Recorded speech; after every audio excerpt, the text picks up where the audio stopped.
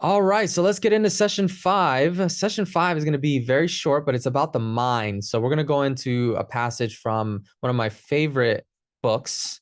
It's called A Concept Guide, and I have it pulled up here. So once we go through this together, we're going to spend some time really digging into the mind. So I hope you're excited because one of the biggest things we can do as a human, one of the greatest things we can do as a mind body spirit complex is to know thyself.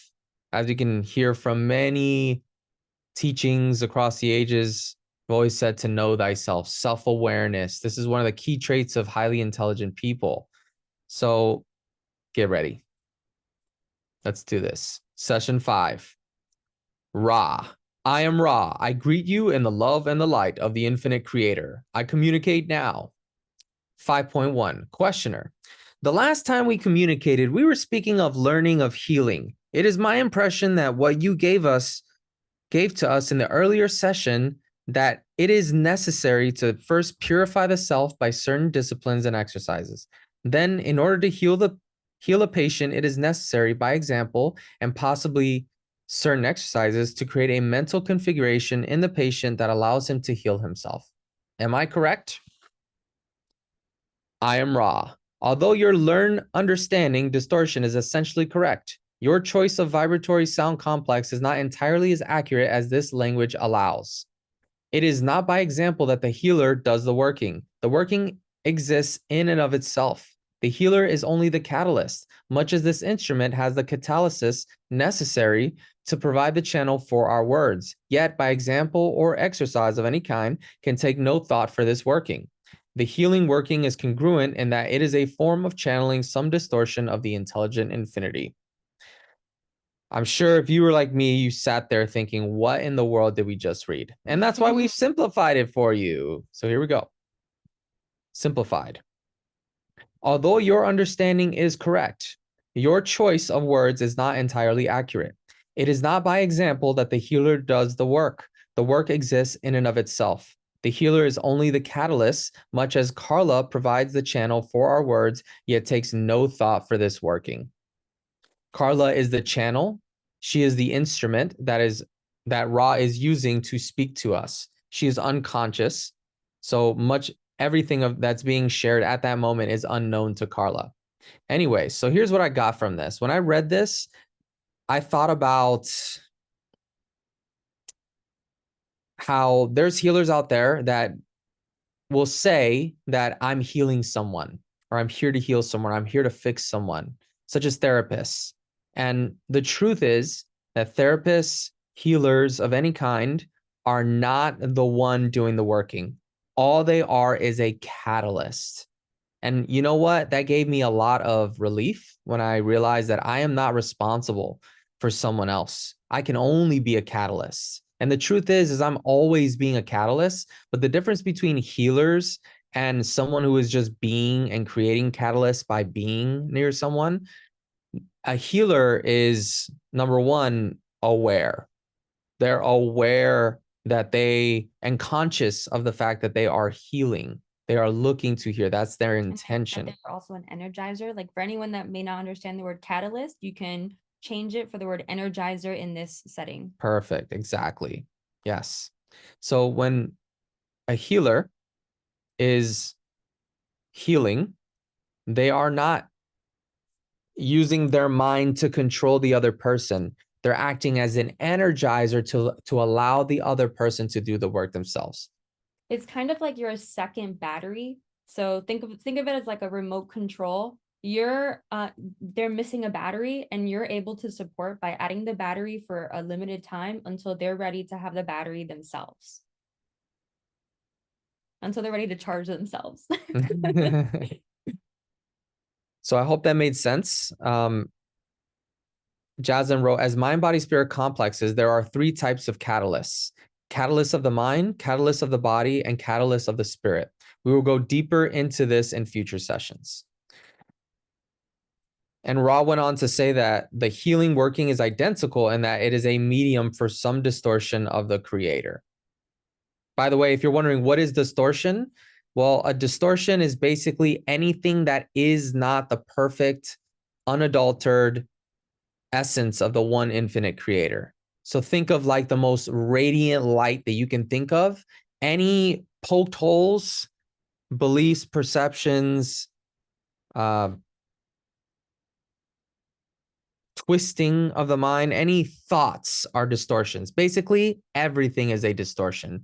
That is not the one infinite creator. So when you see that, instead of seeing distortion, you can change it to be a twisting or a changing. That will help. All right, 5.2. Hold on. I actually have a thing here for what catalyst is for anyone that's hearing it for the first time. The definition of catalyst is a substance that increases the rate of a chemical reaction without itself undergoing any permanent chemical change. So chlorine acts as a catalyst promoting the breakdown of ozone. Oh, I see it. Okay. I didn't see Yeah. this. So Raw explains the catalyst refers to experiences or interactions that prompt growth and learning in a mind, body, spirit complex in a person. Catalyst, whether positive or negative, challenge one's beliefs and emotions, encouraging reflection and spiritual evolution. They are essential for advancing through levels of consciousness by providing opportunities for growth and transformation. And a catalyst could be anything. There's three mains of catalyst that we will get into at some point during a concept guide, where he talks about catalyst of the mind, catalyst of the body, and the catalyst of the spirit. So just as we are mind, body, spirit complexes, there's catalyst that can be done for mind, body, and spirit. And they are essential by advancing. Effective use of catalysts involves recognizing their lessons and responding in ways that promote balance and spiritual progress. Cool. All right, 5.2 time. Yeah, just so we are clear, we are going to cover catalysts here. Don't think we're just leaving a catalyst. You're like, wait a minute, I've been going through quite a lot of catalysts in my life. I'm going through some stuff right now. I need to talk about this. Don't worry, we're going to get deeper. Okay. For now, just know that catalyst is an experience that prompts growth. That's what I like to call it. 5.2, my love. Questioner. We have decided to accept, if offered, the honor/duty of learning/teaching the healing process. I would ask as to the first step which we should accomplish in becoming effective healers. I am Ra. We shall begin with the first of three teachings/learnings. We begin with the mental learned teachings necessary for contact with intelligent infinity. The prerequisite of mental work is the ability to retain silence of self at a steady state when required by the self.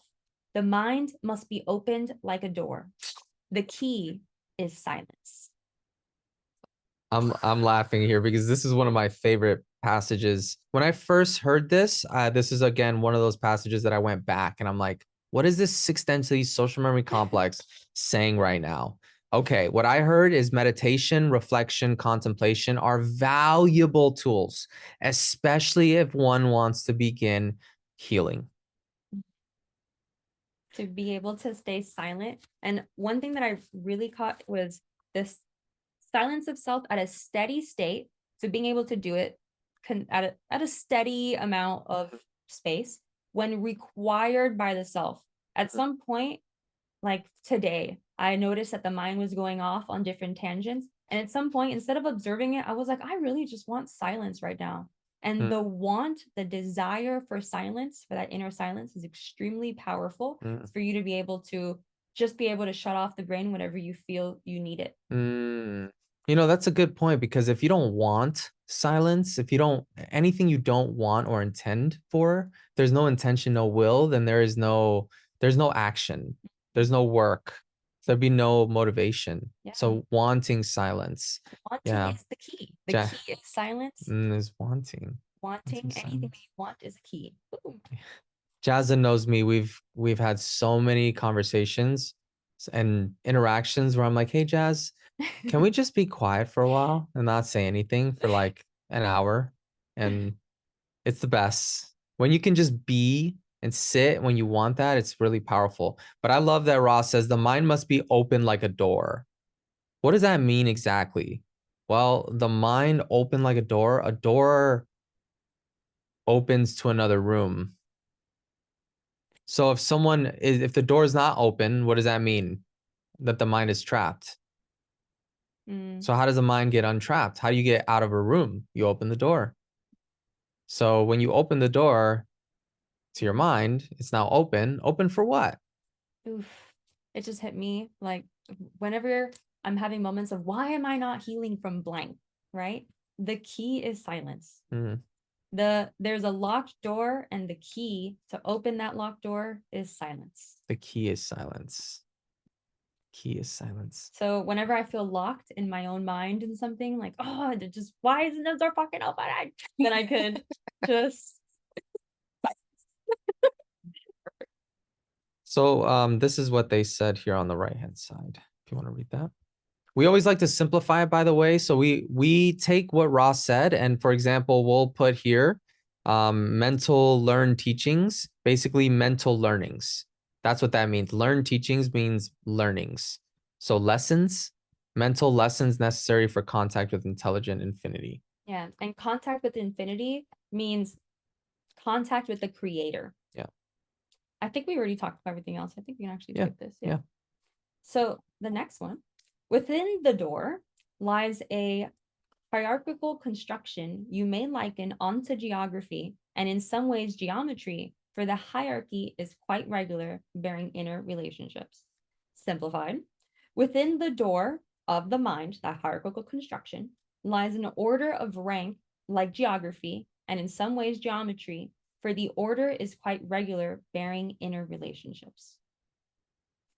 We're coming. To begin to master the concept of mental discipline, it is necessary to examine the self.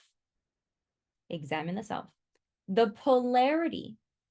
Do we have something for that? Yeah, know thyself. Okay, yeah. So master the concept of mental discipline means know thyself. Examine the self, know thyself.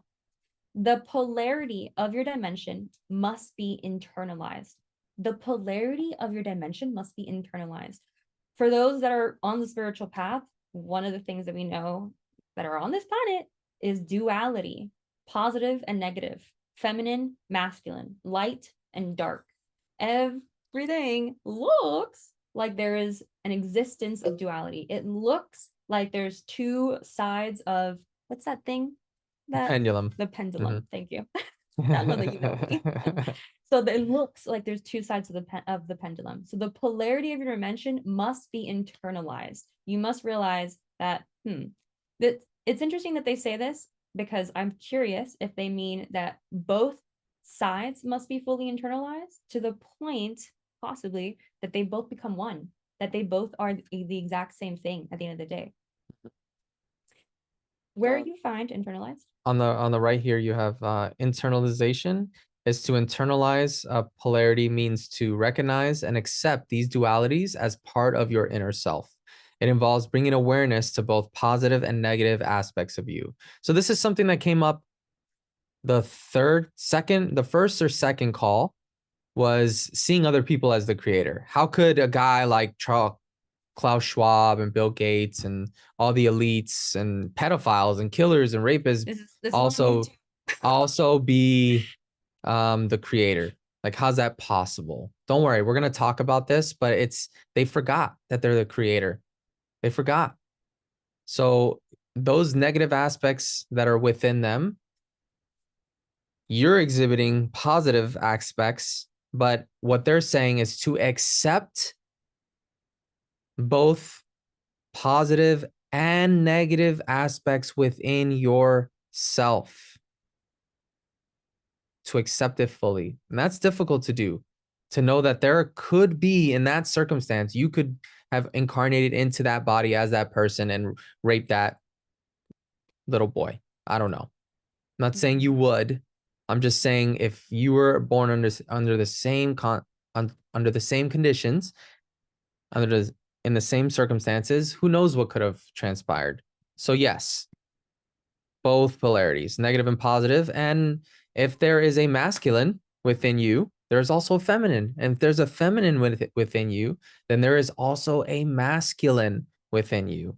And what they're saying is to recognize and accept by bringing awareness to both polarities, positive, negative, masculine, feminine, dark, light, etc. Please continue. Where you find patience within your mind, you must consciously find the corresponding impatience and vice versa. This is basic shadow work that I want to mention. And there's a specific book that really helped me understand this portion, which is called The Dark Side of the Light Chasers by Debbie Ford.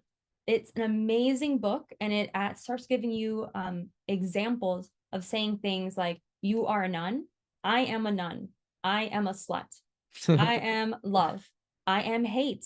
And it starts adding these different compartments and having you sit with, which one triggered you? Which one were you like, no, that's not me? Or which one were you like, yeah, that's totally me? And realize that you are both. Yeah. Mic drop. Each thought that has a being, that a being has, sorry, each thought that a being has in its turn an antithesis. Okay, pause it, just like pause for a second. This is such an important sentence that I've been stuck with for like a month. Every thought has an opposite thought. Every thought that you think about also has an opposite thought. So what has us pick between those two thoughts? Attachment. Attachment to that thought is the reason why we pick that thought in the first place. But every thought in our minds has an opposite thought. That's huge. So I know I wrote something here. We must understand that in third density, this is true, and internalize it. Accept that every thought has an opposite thought. All thoughts can be found within our mind. Every thought can be found within our mind. We decide what we plant and what we water. Or everything is planted. What are we watering? Goal. Acknowledging that for every positive trait or thought, like patience, there is a corresponding negative trait or thought, like impatience, within you. Consciously seeking out and recognizing these opposites to achieve a balanced and integrated state of being. That is the goal. Would you like to add anything? Well, we've said a lot there, so let's just let that marinate for a second. And I'll repeat it one more time, and then I'm just going to be silent. Each thought that a being has in its turn an antithesis.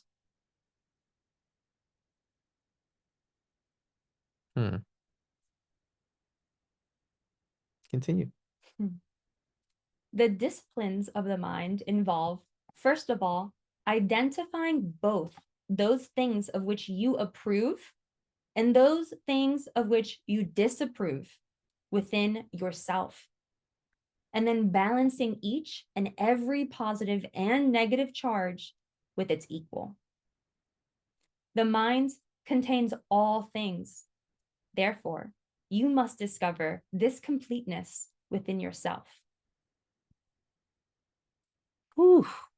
Yeah, powerful. So she wrote, discipline of the mind, mind mastery. Step 1, self-awareness. Identify all the things you approve of and the things you disapprove of within yourself. Step 2, after identifying these aspects, balance each positive and negative charge with its equal/opposite. This means recognizing and harmonizing the dualities within yourself, creating a state of internal balance and wholeness. This is what they've given us so far. So far, he's given us inner stillness. He's given us the polarity of your dimension must be internalized, which means you must accept that everything is within you. Our polarities and all thoughts within us have polarity as well. Mind blown. And to accept it, be able to identify them, and harmonize to balance them. All right. One of my favorite lines from this material, which is saying a lot, is the mind contains all things. All experiences, all emotions, all versions of reality, all personalities. Therefore, you must discover this completeness within yourself. When I read this, the first thing that came up, and I was hesitant to share this today, but I've contemplated it, but I think it's important. One of the most valuable tools that I have found for discovering this completeness within myself has been psychedelics. Psychedelic means mind manifesting substance. That's what it means. to manifest your mind. Now, this is in no way, shape, or form giving you impetus, or I'm not sharing this to make sure that you do it. That's not why I'm sharing. I'm just saying it helped me. You could have a different experience, but for me, taking LSD when I was a teenager and then later in my 20s, and taking mushrooms and really sitting and reflecting alone and contemplating, meditating, it really helped me discover my mind. When he says the mind contains all things, you have no idea how powerful your mind is.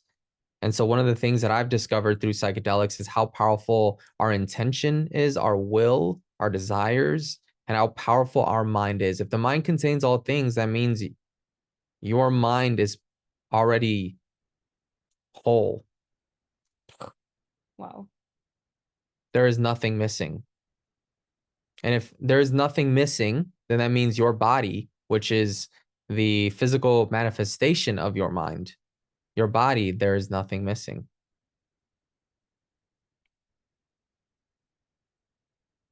I'm just going to end the call there. See everyone. Bye. I'm just kidding. All right. The second mental discipline is acceptance of the completeness within your consciousness. Accepting the completeness within your consciousness, accepting the wholeness of yourself. It is not for a being of polarity in the physical consciousness to pick and choose among attributes, thus building the roles that cause blockages and confusions in the already distorted mind complex. Each acceptance smooths part of the many distortions that the faculty you call judgment engenders. Oh, can I do this Yes, one? yeah, Can I do this? This is one of my most interesting passages when you look at like how people wish that they were taller, better looking, etc. So we're gonna go into that, but let me read this first. Simplified. The second mental discipline is acceptance of the completeness within your consciousness. It is not for a being of polarity in the physical to pick and choose among qualities, features, characteristics, thus causing blockages and confusions in the distorted mind. Each acceptance smooths part of the distortions that judgment causes. So let's pick this apart here for a second. Is acceptance, the second mental discipline is acceptance of the completeness within your consciousness. Now, I did some research in consciousness and no one can seem to come up with a solid answer for what consciousness is. And I really liked in, I think it's Yale or Harvard, they have a philosophy department and they went deep into what consciousness is. So let's just say consciousness is the a state of being, an awareness of being. So the completeness within your being. It is not for a being of polarity in the physical, which we are right now, to pick and choose among attributes, qualities, features, characteristics. Can we also add personalities in there? Personality, yes. Personality, yeah. So it's not up to us to choose our personality. Quality, that's a quality, yeah. Or And a feature would be like my lips, my teeth. Yeah. Characteristics would be my I think that what is a characteristic? Let's go. what character? So what makes up your character? Typical or of a particular person, place, or thing. Okay. So an attribute, a feature, a quality, right? Thus causing blockages and distortion and confusions in the distorted mind. And by the way, Ra said already distorted mind complex. By the way, what is a mind complex? Anything you see is a complex. I don't want to go too deep into this, but a complex comes from when we get shut off from our conscious mind. So in third density right now, we're cut off because of a veil from our unconscious mind. So a mind complex is one in which it's cut off from the rest, if you will. But we can just say distorted mind. Yes, distorted mind. So thus causing blockages and confusions in the distorted mind. Each acceptance smooths part of the distortions that judgment causes. So every time we accept a part of ourself, it will smooth part of the distortion that we judged. For example, I know I make this joke sometimes because in my first call, I said, I had big questions about life, and one of them I asked God, I'm like, why did I end up in this body? Like, why am I shorter than those 6'5" dudes? Like, what did I do to deserve that? Right? Like, what did I do? And I would judge it and I would not accept it. But Ra is saying every time I accept anything, even that, everything will smooth out the distortion or the twisted perception, if you will, that judgment causes. So we just talked about know thyself. What was next? Accept thyself. Oh, this is sounding familiar to some of you. And of course, the third one is become the creator. Anyways, let's move on. This is is a repetition of the first, but with the gaze outward towards the fellow entities that it meets. So the third discipline of the mind is a repetition of the first, but with the gaze outward instead of inwards towards the fellow entities, the fellow people that it meets. In each entity, there exists completeness. So you're not just complete. Thus, the ability to understand each balance is necessary. When you view patience, you are responsible for mirroring in your mental understanding patience/impatience. When you view impatience, it is necessary for your mental configuration of understanding to be impatience/patience. We use this as a simple example. Simple, we'll get there. Most configurations of mind have many facets. An understanding of either self polarities or what you would call other self polarities can and must be understood as subtle work. I know we have a simplified version. Mm-hmm. The third discipline of the mind is a repetition of the first, but with the gaze outwards towards others. In each entity, there exists completeness. The ability to understand each balance is necessary. When you view patience, you are responsible for mirroring in your understanding patience/impatience. In other words, when you see patience, you must also be able to see impatience. So when someone, for example, when somebody is being, well, we'll use their example. When somebody is being extremely patient, also you could think about the times when they have the possibility of being impatient in X, Y, and Z factor. Maybe not while waiting for you or waiting for a doctor's office, but maybe while waiting for you when you're 5 minutes late, they start to get impatient, right? So everyone has the possibility of both patience and impatience. So when you view impatience, it is necessary for your understanding to be impatient/patience, be able to see both. We use this as a simple example. Most arrangements of mind have many aspects. So there's a lot of different ways that the mind can distort things. Well, it has many parts. So yeah, has many parts. Exactly. Okay. Yeah, many distortions. Exactly. Okay. Cool. Yeah. An understanding of either self polarities or what you would call other self polarities can and must be understood as delicate work. So third discipline is understanding others, have the shadows and the lights have polarity within them, have both feminine, masculine, light and dark, just as we have accepted it within ourselves. We have to accept that everyone has their version of that too. Mm-hmm. Yeah, so let me cover this really quickly. It says when you view patience, this is an example, you are responsible for mirroring in your understanding patience/impatience. Now you're probably thinking when you read this, if we were just to leave it there, you might think who would visualize or understand that if when someone's being patient, the opposite, right? Well, this drives me to think about how sometimes we might feel pride, for example. We're like, oh, we did it.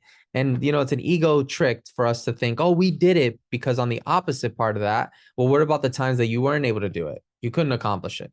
That's guilt, right? Well, it's understanding that each emotion and each distortion has its antithesis. So if it's much easier to say, well, if someone's being impatient, it's much easier to notice the times they are patient or to think patiently. It says mirroring, responsible for mirroring in your understanding. Now, mirroring, let's see, a reflective surface, right? Let's see, reflector. So you're reflecting responsible for reflecting in your understanding impatience. Mm. Yeah, it's much easier to do that than when someone's being patient. You think, okay, well, let me just think about all the times they're being impatient. So it's understanding that everything has a polarity. That's the first one. And of course, most arrangements of mind have many aspects. So many of us are aware of all the possibilities within our mind. So what they're saying is our minds are complex. They're full of many distortions, many different moving parts, and we need to understand ourself and that of others.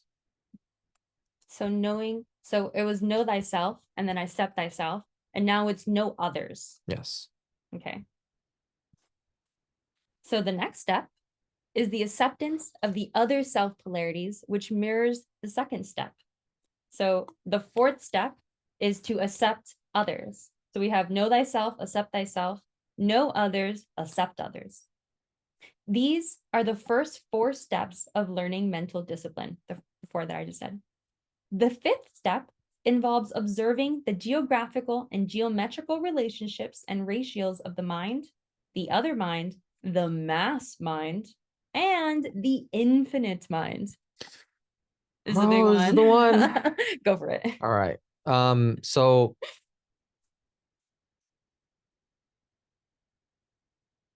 where we are on Earth and our relationship to where we are on Earth will affect us. This is what I got from this. So, for instance, we're now in Scotland. We're in Edinburgh, Scotland, and I feel so much better here than I did in Dublin, Ireland. For some reason, I feel different. I have more energy, more clarity, and that's because the geography of the earth where I'm at affects me and my mind. And so what they're saying is the 5th step involves observing the geographical and geometrical relationships and ratios of the mind, the other mind, the mass mind, and the infinite mind. So let's go deeper into this.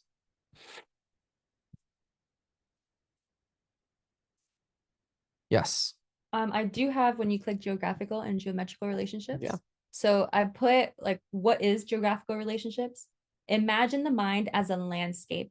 Observing its geographical relationship means understanding how different thoughts, emotions, and mental states are positioned and interconnected within this landscape. How each thought, each emotion, and each state that can be created can affect you. Let's say you are Earth, right? You are Earth as a whole. What does everybody else on this planet feel, touch, taste, etc.? And how does that affect Earth, right? If you were to think of it in a bigger scale. Geometrical relationship. Just as geometry involves understanding shapes, angles, and proportions, observing the geometrical relationships in the mind involves recognizing patterns, structures, and proportions in thoughts and consciousness. So we were watching Gaia recently, and one of the things, you know better than I do, but one of the things that he said is that we have 60,000 thoughts a day, and 80 to 90% of that are the same thoughts that we had yesterday. I got that right? Yes, 90% of the thoughts that we have out of 60,000 recurring thoughts are the same as yesterday. Yeah. So to know what are the thoughts that I had yesterday, to be able to notice the patterns and the structures and the proportions, and like I when I look at my journals, I used to journal all the time, and I have journals from 10 years ago, and I started to notice a pattern within my journals. Being like, okay, wait a minute, how many times have I had this same damn thought? This is still here, being able to know that, okay, well, this is the same thought that I had 10 years ago. I'm still alive. It's all good. And to accept, all right, well, this mental landscape of mine, this geographical landscape of mine up here, mental blueprint, has this pattern. Cool. I'm just going to accept it. I'm going to love it. It's all good. You're here. And so am I. Does that help? I think that was really good. All right, you may continue to your second portion of the ratios of the mind. All right. before we go into that, Jasmine wrote here, excuse me, let me get this definition. I wanted to highlight, what does ratio mean, just in case, because the fifth step involves observing the geographical and geometrical relationships and ratios of the mind. So what is a ratio? Thank you. I didn't catch that one. Well, the reason why I do this with the definitions, and I will really go deep into what each word means, is because they were very specific. That's why Carla, the instrument, was unconscious. They had to be very specific because last time they visited Egypt, like we said before, things got a little crazy. So they don't want to distort this at all. So they spent thousands of years waiting for the perfect instrument who would be the least distorted, who would least distort it. So they said ratios for a reason. Ratio means the quantitative relation between two amounts showing the number of times one value contains or is contained within the other. Okay. Two amounts. So ratios, there's Two tons to of one. ratios in our minds. Yeah. The number, correlation, relationship, correspondence, balance, percentage, fraction, Some quotient. polarity, like another word could be polarity, I guess. Yeah. The other mind, the mass mind, and the infinite mind. So what do we have here? 1 second. So I tried breaking each down to the best of my ability. So individual mind, starting with one's own mind, understanding its own configuration / landscape. Other's mind is extending this understanding to another person's mind and recognizing their mental structure and how it interacts with one's own. Being able to understand someone as much as possible in this third density body / fourth density body at this point, and understanding their mental structure. This, like having a partner is a great example. Being able to understand your partner to the point that you can pretty much hear their thoughts, which happens all the time with us. Happens all the time with us. Mass mind, observing the collective mind of a group or society and understanding shared beliefs and collected consciousness. So we're publishers, and one of the things that I've been seeing a lot is like Black women, like blank for blank, yoga for Black women, or personal development for Black women. They are that is a mass mind that they're having their own beliefs and collective consciousness, and they're working on healing that. So whenever you see a keyword of for women, for men, for off-grid livers, for survivalers, for preppers, these are all mass mind groups. Mass mind is same as hive mind. No, not yet. not yet. Well, it's yes, we're not there yet. It is the same, but we are not at the point of a social. We have not achieved social memory complex. Yeah. So no, it is not the same, because mass mind, it just means a collective of our mind. So you can think of someone who has talked about having an idea and that they wanted to invent something, and then a week or two later or a year later, that thing gets created when it didn't exist before. And then you hear that person saying, man, I thought of that. How did they know? It's because it was in the collective already. Our mind, our thoughts they're not stagnant. Our thoughts have energy. They have intention, will. They have, people say it, a mind of their own. So when we think something, at some point, someone else is also thinking it somewhere, or else it wouldn't be here. So mass mind is right before, this is the beginning stages of a social memory complex, where we start unifying more and more, and our mass mind unifies more and more until we become a social memory complex, which we're going to get into later. So think of it as like, hopefully that helps, because we have a lot of different groups. Yeah, it really did for me.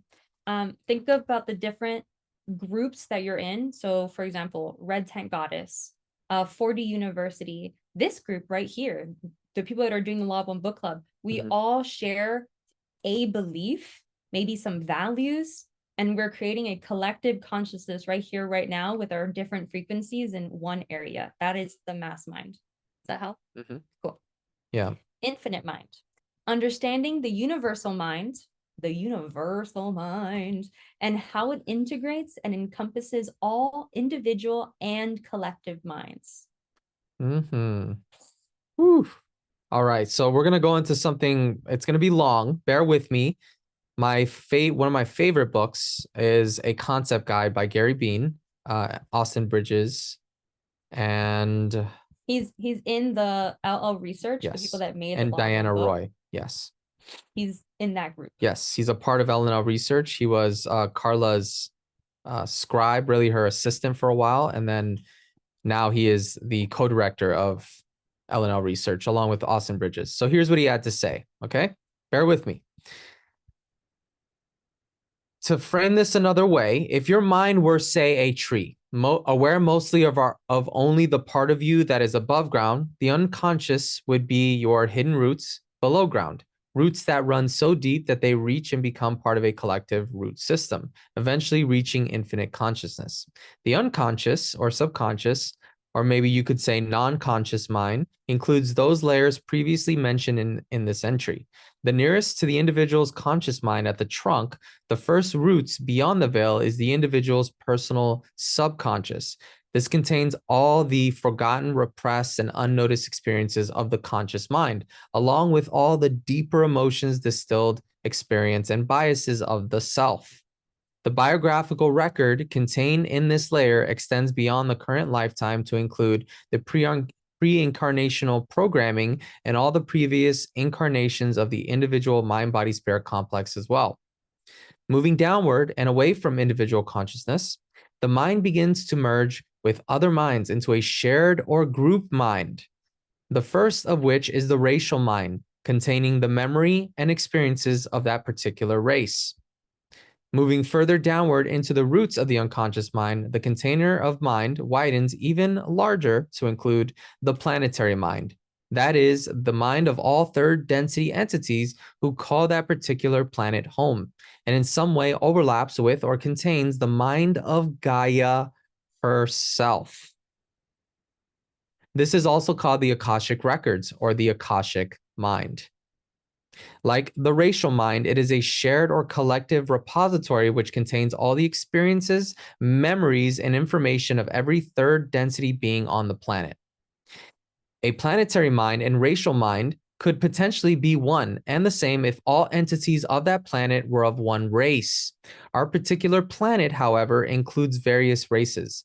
The sources of the racial minds are ambiguous, but it seems that most of the racial minds on this planet are of populations from different planets who, incarnating here, have retained their own racial mind. Each racial mind then contributes to and is a subset of the larger planetary mind. What constitutes a race in terms of populations on Earth as we know them is not entirely clear. A racial mind can and probably constitute any group mind that is smaller than planetary. So we're a racial mind, if you will. Like, we are really interested in this material. But how does a group mind form? I would imagine it has to do with shared values and worldview, as the following passage indicates. This, those would be most likely to constellate and congeal in shared culture. Those would be most likely to constellate and congeal in shared culture, which has historically been circumscribed by geography in some way. But with colonization and globalization, shared group minds could now be occupying many physically disparate locations. Either way, the racial mind is not necessarily one and the same as pigmentation or other genetically determined differences in physical features. So before we move on really quickly, let's cover what we just went through. So we have our mind, okay? That's our conscious. The conscious, if you want to look at it as a tree, which we're going to go into later, but I'll show you now. The conscious mind is the part here of the branches, if you will, above the ground, above the trunk. The trunk is what we consider our intuition, which feeds the conscious mind. And don't worry, we're going to go deeper into that later in much later sessions. We'll cover briefly in session 30 what intuition and the unconscious. But below the trunk, into the roots, you have the personal unconscious. Like I said before, we're cut off from that. So you can see this as the veil of forgetting, this little a layer here that cuts the conscious mind from the unconscious mind.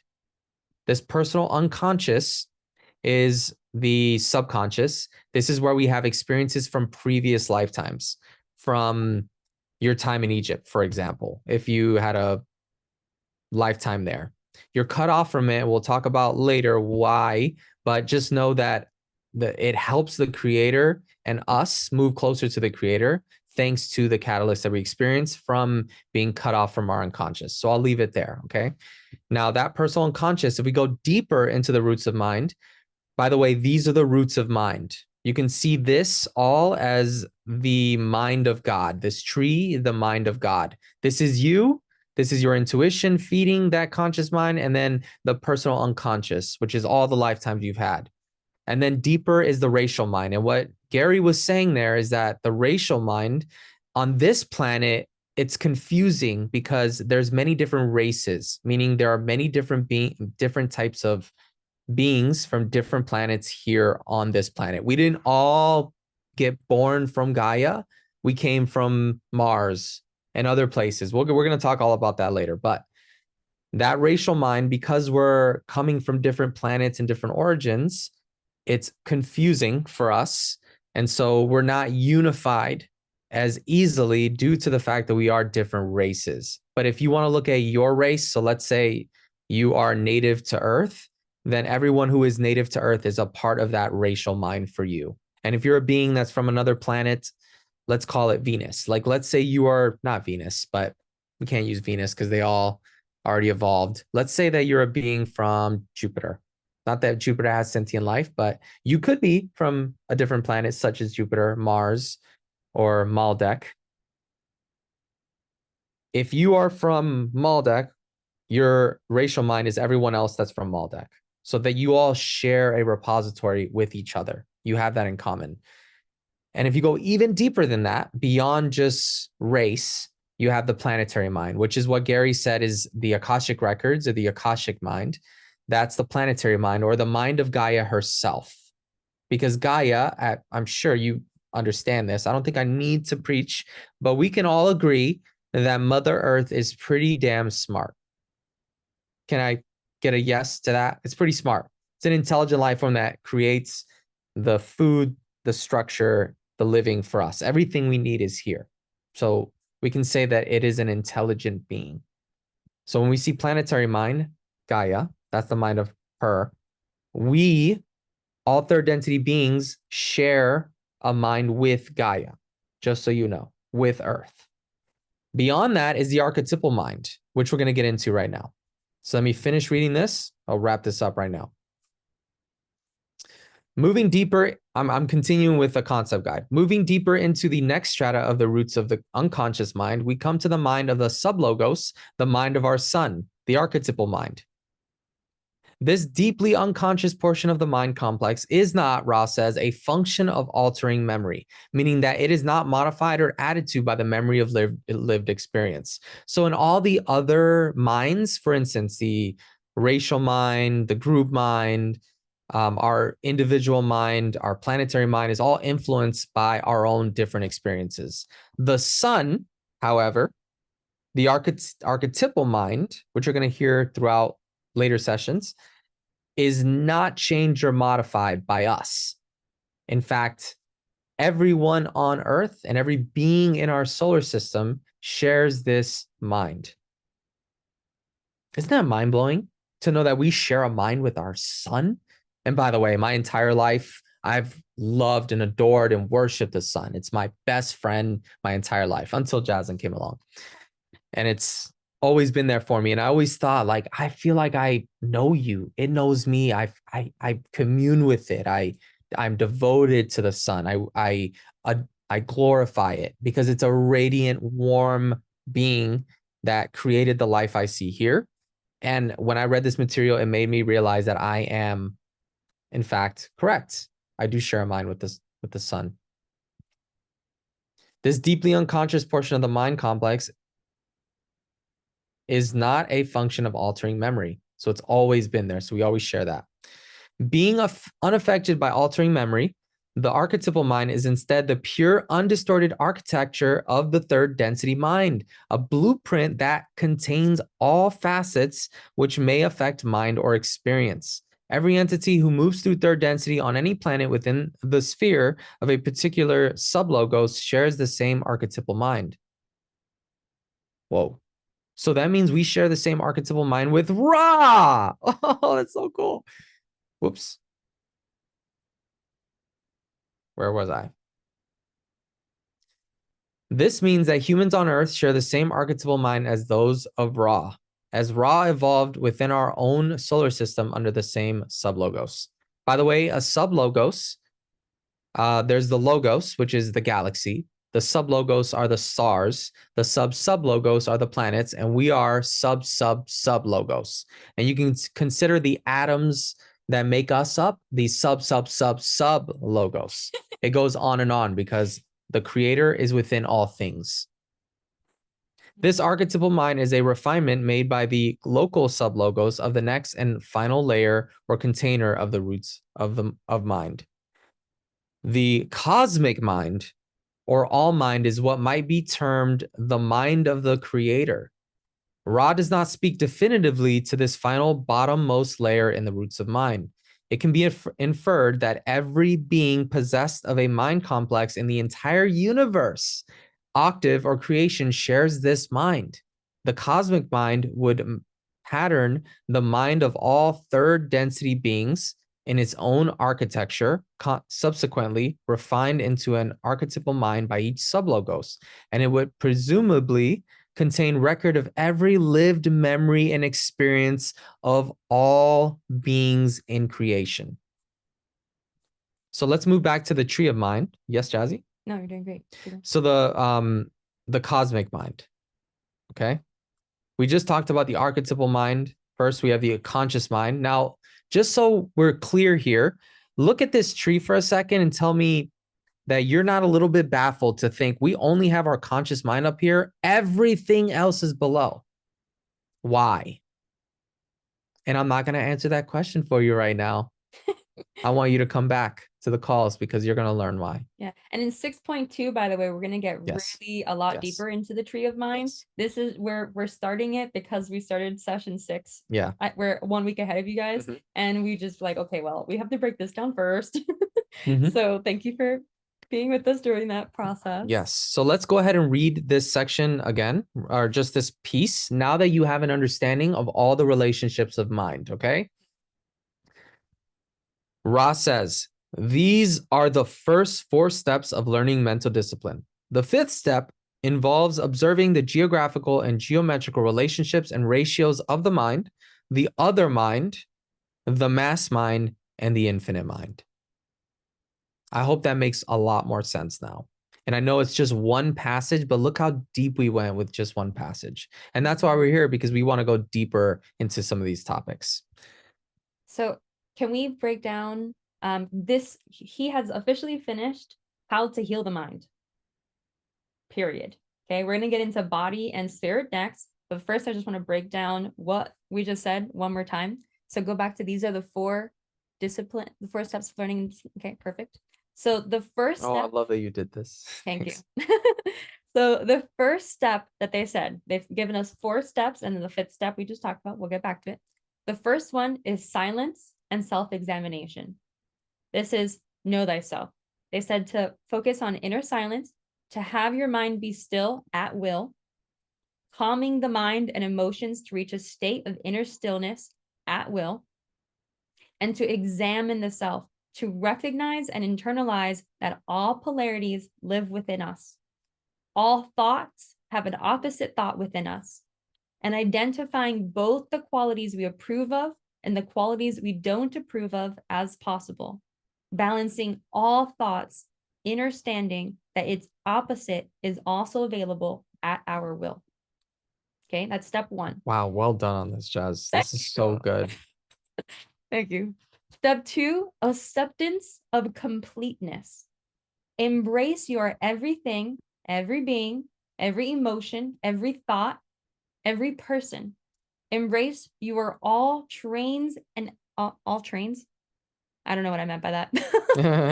All attributes, all I don't know. All things and all attributes. Probably meant things, Mhm. probably autocorrect or something. Mhm. Embrace your all things and attributes without judgment. And do not pick and choose which attributes to accept and which to reject, as this leads to internal blockages and confusion. Accept everything as yourself. Everything as yourself.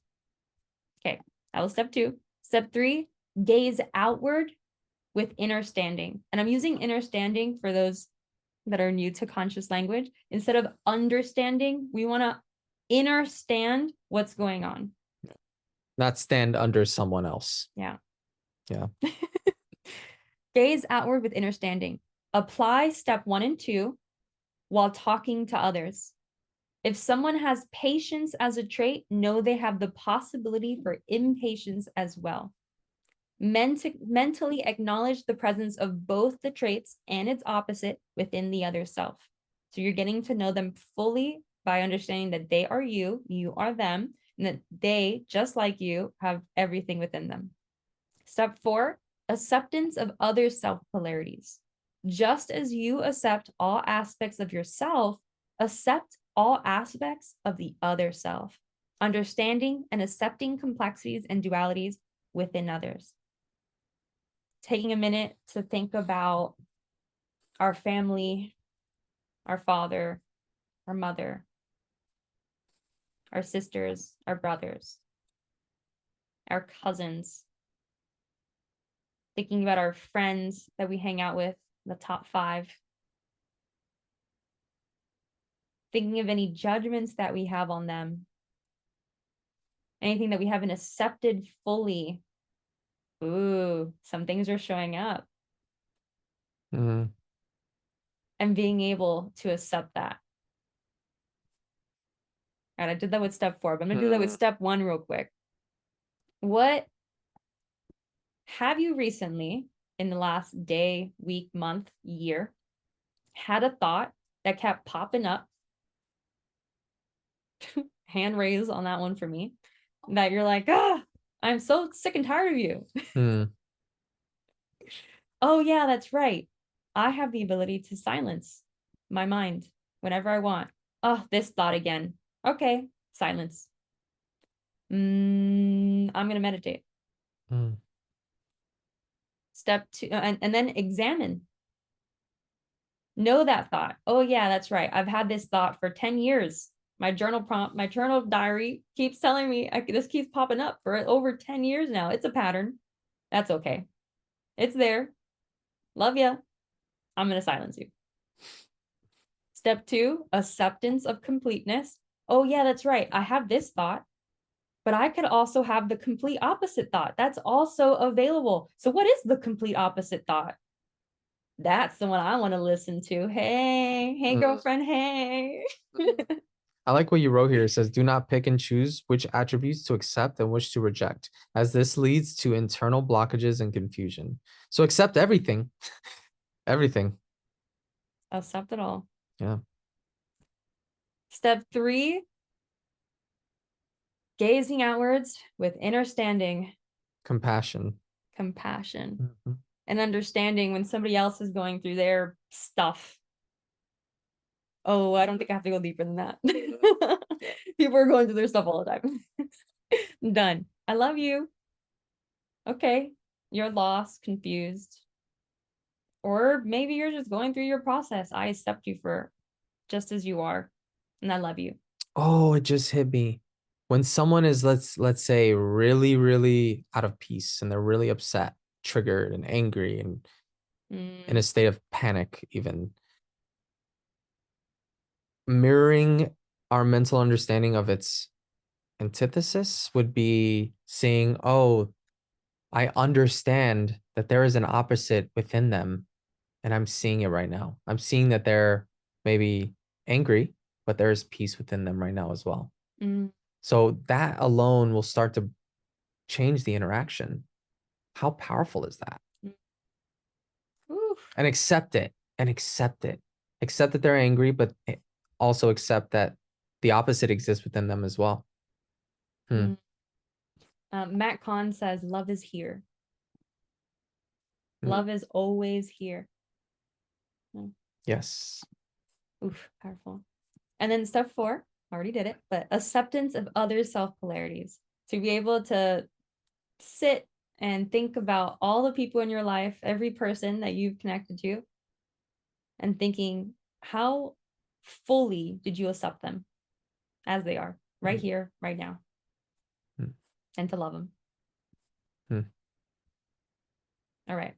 So those the first 4, and the 5th step of the mind is understanding that we just went through know ourselves and know others, accept self, accept others, but now we have to know and accept not just a person or ourselves, but also group minds, societies, even the Freemasons and the Jews and the Christians and the Catholics and the Muslims and the Islams and the Hindus and the Buddhists, even the ones that think completely different than us, even the gangs, to be able to know and accept them as well. To know and accept the planet as a whole, to know and accept the solar system, to know and accept God. Yep. All right. Yeah. I think we're ready to get into the body. Yeah. Body healing time. Do you mind if I go through this? Because your Yeah. section was This pretty is long. all long. All right. Long but powerful. Session number 5.2 continued. I know Ra doesn't say this here, but just so you know it's Ra, I'm going to say I am Ra. The second area of learning, so learn teaching, is the study understanding of the body complexes. It is necessary to know your body well. This is a matter of using the mind to examine how the feelings, the biases, what you would call the emotions, affect various portions of the body complex. It shall be necessary to both understand the bodily polarities and to accept them, repeating in a chemical, physical manifestation the work you have done upon the mind, bethinking the consciousness. So let's simplify this before I break this down some further, because I understood this perfectly, but we'll see. The second area of learning is the studying of the body. It is necessary to know your body well. This is a matter of using the mind to examine how the feelings, the biases, and emotions affect portions of the body. It shall be necessary to both understand the bodily polarities and to accept them, repeating in a physical way the work you have done upon the mind. The mind is not the physical. So what Ra is saying in this, actually, let's start in the beginning. So the second area of learning is the studying of the body. So how many of you have spent some time really getting to know your body, whether that's physically, sexually, and also emotionally? Because what Ra is saying here, it is necessary to know your body well. This is a matter of using the mind to examine how the feelings, the biases, and emotions affect our body. So I don't know about you, but there are many times where a thought will come up and I'll have an emotion. There will be a misperception. I'm thinking, oh, I'm lacking time. There's nothing lacking in the universe. And that will affect my body all of a sudden. I'll feel lacking. And if I feel lacking, I feel weaker, literally physically weaker. So that emotion does affect my body. So the feelings, emotions, the biases. So if you have a belief, which is a bias, if you have a belief that you're not good enough, then that will affect your body. How will you hold your body if you believe you're unworthy? You might cower down and close your body off and have bad posture and look like you got punched in the gut, versus someone who feels and knows that they're worthy, they stand more powerfully, right? So our mind, our emotions, our feelings, our biases, our perceptions all affect our body. So it's necessary to both understand the body polarities and to accept them, the good and the bad, the ugly and the pretty, the light and the dark, just like we talked about, repeating in a physical way the work you have done upon the mind. So what do we do upon the mind? Let's repeat it just so we can hammer this home. What we did with the mind is we know thyself, accept thyself, know others, and accept others. And accept all the other And versions of the mind, the ones all in the portions. roots. So with the body, we're doing the same thing. We're knowing our body, we're accepting our body, and we're knowing other bodies and accepting other bodies. And accepting that we are nobodies at the same time. Continued, I am Ra. The body is a creature of the mind's creation. It has its biases. The biological bias must be first completely understood and then the opposite bias allowed to find full expression in understanding. Again, the process of acceptance of the body as a balanced as well as polarized individual may then be accomplished. This is mind-blowing. He said, or I'm sorry, Ra is not a he. It might sound like a masculine name, but Ra is a they. No, I'm not saying it in the same context as the LGBTQ plus community. I'm saying they're a group hive mind. So let me clarify that. They said the body is a creature of the mind's creation. What? Yeah, the body is a creature of the mind's creation. So we're more mind than we are body. Our body is a manifestation of our mind, a creation of our mind. Wow. It's just, wait a minute. Everything that is going on within my body right now is my mind creating that?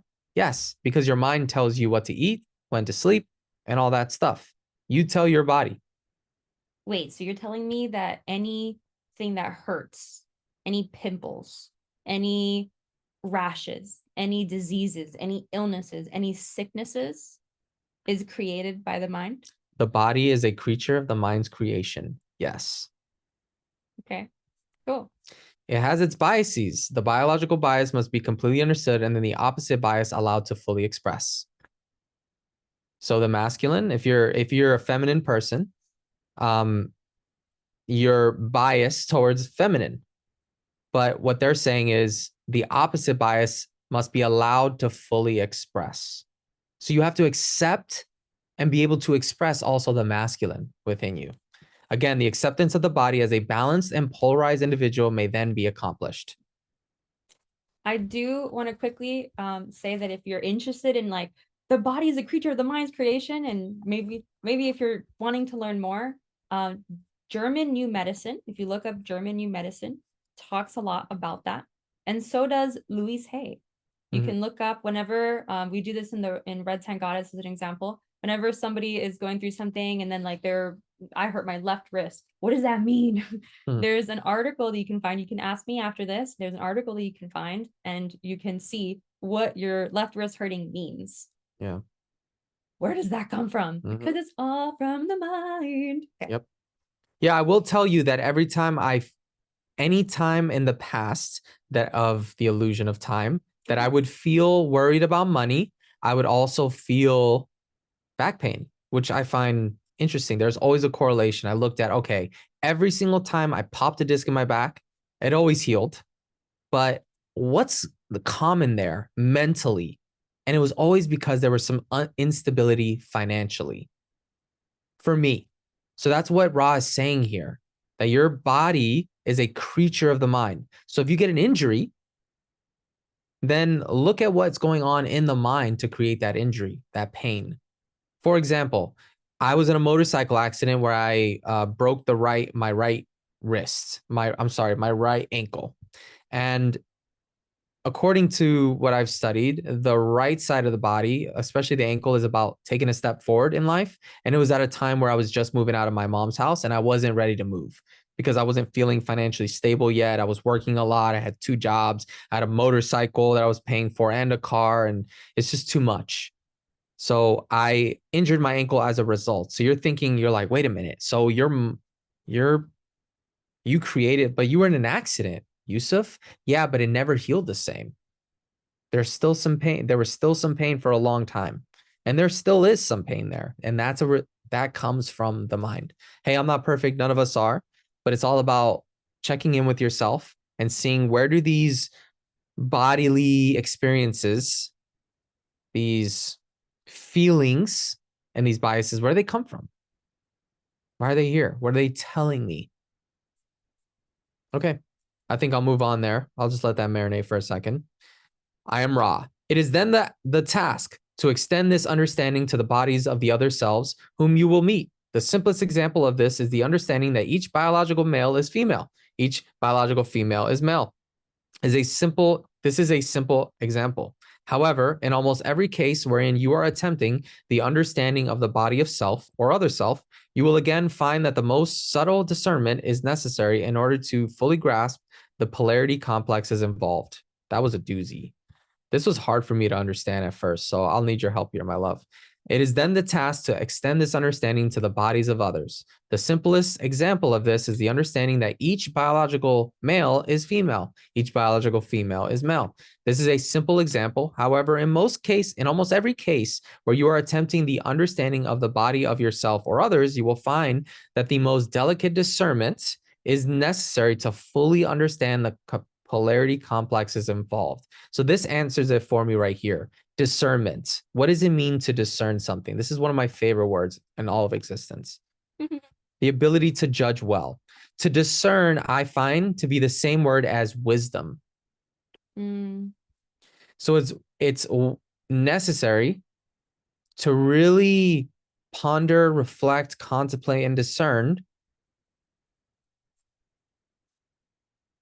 the polarity complexes involved of others, of yourself. To think about this, well, the simplest example of the understanding is each biological male is female. Wait a minute. So it has its opposite? Yes, of course. Each biological female is male. Each masculine person is also feminine. Each feminine person is also masculine. Each person who is angry is also peaceful. Vice versa. At this time, I am raw. At this time, we would suggest closing the description until the next time of work so that we may devote time to the third area commensurate with this importance. We can answer a query if it is a short one before we leave this instrument. 5.3. Questioner. Is the instrument comfortable? Is there any other thing that would increase the instrument's comfort? That's all. I am raw. The candle could be rotated clockwise approximately 10 degrees each session to improve the flow of spiraled energy through the being's receiving mechanisms. This particular configuration is well otherwise, but we ask that the object described and used be centered with geometric care and checked from time to time. Also, that they not be exposed to that space-time in which work is not of importance. Ooh, can I explain this really quickly? Yeah. So there's obviously, you know about the instruments that, or I'm sorry, the appurtenances, which are the objects that are surrounding Carla as she's channeling Ra. Why was this necessary again? I might repeat things and I hope that's okay because I really want you to get this. Sometimes you might miss something, but when you hear it again and again and again, it really starts to internalize. This is a 6-density social memory complex, magnitude smarter and more intelligent than we are. And because they wanted the least distortion, they chose Carla, who had an aptitude for silencing the mind, meditation, and thus channeling. Because they wanted to have the least distortion, she needed to be unconscious. Because this is such a narrow band vibration, it's a very small laser that's pointing to Carla. It's very tiny. It has to be very precise. So Carla needed to feel comfortable. And so they needed the candle to be perfectly angled each session to improve the flow of spiraled energy through the being's aura. This particular configuration is well otherwise. So this particular setup is well otherwise. But we ask that the objects described be used be centered with geometric care and checked from time to time. So make sure they're in the right place and make sure you check them from time to time because these things, there were the candle. What do we have? The candle, the incense, and the Bible. Oh, and the water, the chalice of water. What they would do is they would, Jim and Don would send love and light to that water, and it would charge the water with that essence. And so she would drink that after. But all this was around her in a particular geometric configuration so that she felt most comfortable. Why is that important? Because if she's comfortable, if she feels love, then she's a better channel. Can we read this together? Yeah. This last part? Yeah. I am Ra. I leave this instrument in the love and the light of the one infinite creator. Go forth, rejoicing in the power and the peace of the one creator, Adonai. That was cool. All right, so that's it for session 5. We're going to open it up for discussion, talks. Please keep it relevant to what we're talking about here today, which is the mind. If you need some clarification about anything we have already covered or may cover in the future, then of course we can chat about that, but please keep it relevant here. What we really talked about today was the mind and how important the mind is to healing. And by the way, if you don't know what healing is yet, it means realizing deep within yourself that you are one with all things, that you are the infinite creator, that oneness exists. So you are essentially realizing oneness, unity deep within yourself. That is healing. So what is necessary for healing? Mental discipline, which we covered. And of course, understanding the body. So let's talk about that. Feel free to unmute yourself and ask questions. I saw some comments in the chat. I wanted to acknowledge a few of them because they were funny. Tess Nova said, I can't wait to know where my soul print is originated from. I make up another planet, but another universe. Whoa, yes. I'm learning to connect with the sun in a holy way. Again, interesting. Epic. That was me, but with the moon. Nice. If you are a wanderer, we will get to that in later sessions. Yeah, we're going to talk about wanderers. Yeah. What if you were from a different universe? So she asked, what if you are from a different universe? So Ra talks about how universe can mean, usually what universe means is a galaxy, but you can consider this planet in a way a unit. It feels like you're in a universe, right? This planet can be a universe. The sun, the solar system can be a universe. But when Ra speaks of a universe, it means I'm sorry, not the galaxy. What Ra means is the octave, which are all galaxies and everything that spirals around all galaxies in creation. That is a universe. So when you say different universe, you might be referring to, Juliana, a different planet, a different solar system, or even a different galaxy. And that is 100% possible. So yeah, you could be from a different universe, aka different galaxy. When I say universe, I mean galaxy, but what Ra refers to in universe means the all of creation. Charlene said, it's one I learned through psychology courses, if I'm not mistaken, through Carl Jung's research of the conscious and unconscious mind. Yes. Yeah, I love Carl Jung's work with the mind. He's a great resource for like when I was going through an awakening, he was one of the first resources I used to understand myself. You know, the id, the super id, this all correlates, I believe. If you go deeper from Carl Jung's work outside, like when I started to actually study Carl Jung outside of what school was teaching me, oh my gosh, that guy was brilliant. He must have been channeling, I feel, or he was definitely connected to something because he knew what's up a lot, very much so. It was really cool. Same thing with Albert Einstein. When I started to study Albert Einstein outside of what I was learning from school, Albert Einstein wasn't just about science. He was very spiritual. He was all about spirit. And he himself was very into all of these questions, like, what is the point? What is the universe? And supposedly people say that he channeled himself. E equals MC squared as an example. Where can I find the information about universes? Oh, so that's going to come up in later sessions, but a good resource for it is a resource guide or the study guide by, I can send you some passages. You'd have to download this book or buy it. How did I get it? I'm not sure how I remember, but this is the one here. It's going to go into universes, but we're going to get into that in the raw material. So to answer your question, what this guy does is he breaks down some of the passages just like we're doing here, but sections at a time. And Ra talks about the universes, but that comes up in late session 20, also in session 50, if I'm not mistaken. I might be misquoting. Knowing his sessions, yeah. And that book that Yusuf just showed you, he also has quotes from A Course in Miracles. His whole thing is about getting the law of one and finding quotes from A Course in Miracles that tie them together. It's a really good resource if you're a Course in Miracles fan too. Yeah. Should we officially say goodbye to the recording so that we can open up Q&A? Yeah, sure. Well, hey, thanks for tuning in, everyone who's watching on the recording. If you weren't here in present, we still felt your energy. We love you. Thanks for being here. We send you in the power and the peace of the one infinite creator. See you next time.